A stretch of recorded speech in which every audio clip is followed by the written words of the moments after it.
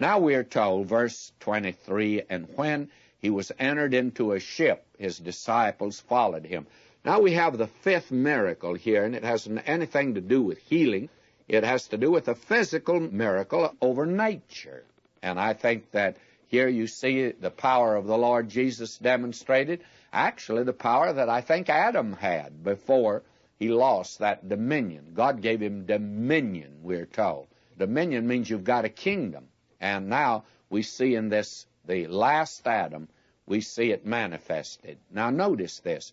Behold, there arose a great tempest in the sea. This is no ordinary storm. We saw in the temptation of Jesus that the devil left him for a little season. I think he's back here. Now, I think this storm was actually satanic in its origin, an attempt of Satan to destroy him, insomuch that the ship was covered with the waves, but he was asleep. And I think this is one of the most human scenes. He was so weary that even in a storm he could sleep. But there's another side to this. He could sleep in the storm, whereas I can't. I'm a little nervous. Now will you notice, and his disciples came to him and awoke him, saying, Lord, save us, we perish. And what little faith they had. Will you notice how he handled this situation? He saith unto them, Why are ye fearful, O ye of little faith? He rebuked them. Then he arose and rebuked the winds and the sea, and there was a great calm. And Dr. Luke puts it, he said to them, Be muzzled, just like dogs on a leash. He put them back with a muzzle on them. These waves, they just smoothed out. Now, these men exhibited very little faith. That may be true. But there came a day when the storms of persecution broke over the bark of their little lives, and I can't find a one of them crying out, Carest thou not that we perish? None of them cried out. Remember the early church, when persecution broke, they didn't say, Lord, remove the persecution. That's what I say today. What they said was, Lord, give us the courage to stand for Jesus. That was the important thing.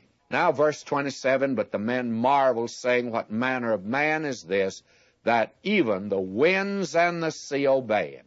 You see, the one who could give the ethic is the one who can also demonstrate the dynamic.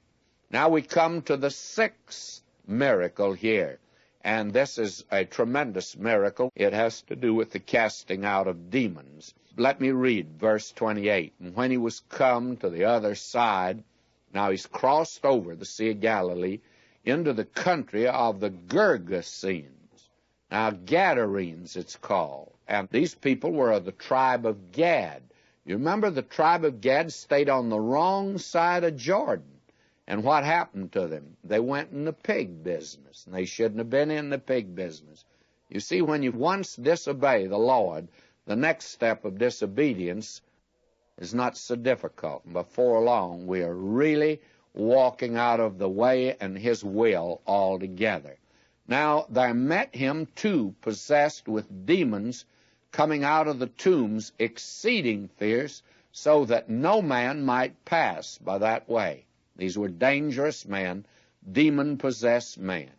And behold, they cried out, saying, What have we to do with thee, Jesus, thou Son of God? Art thou come hither to torment us before the time? Now, this opens up a tremendous area, and one that, unfortunately, we know so little about. And the word devils is our translation. Should be demons. There's only one devil. There are many demons. It's difficult here for us to understand the import of this miracle and the others where demons are involved. I personally think these are the greatest miracles he performed.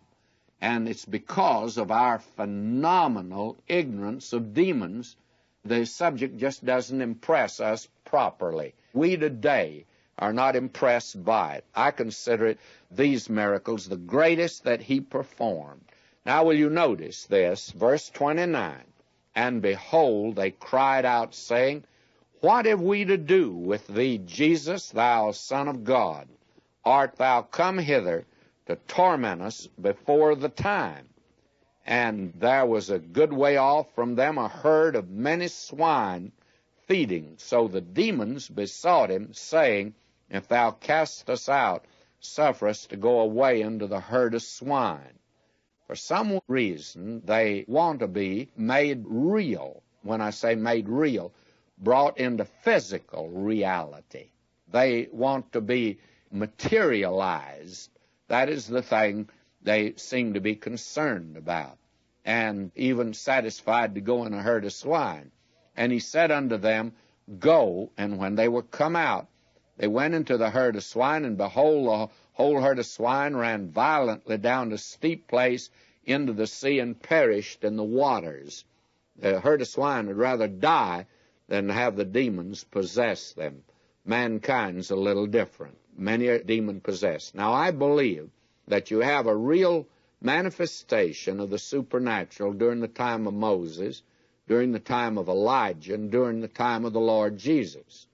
I believe that we're moving now into an orbit where we're seeing more and more manifestation of that which is demonic.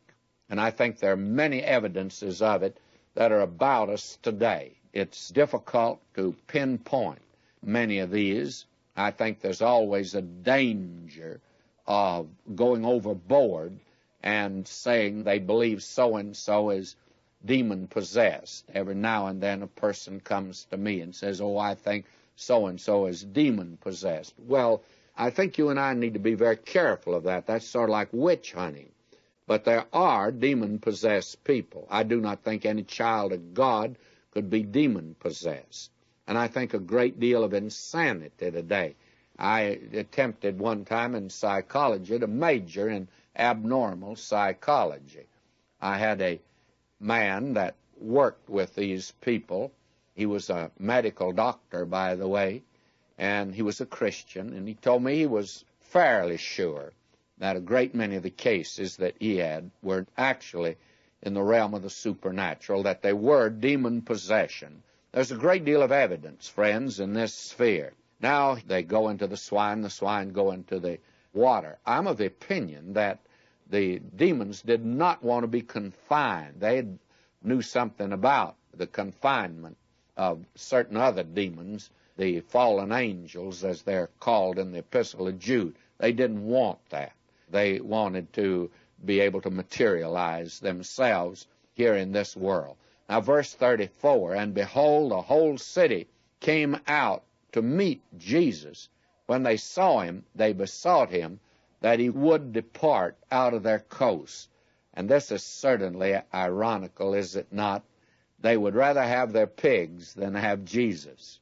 And believe me, friends, that's not peculiar to Gadarenes. There are a great many people today will take pigs instead of him.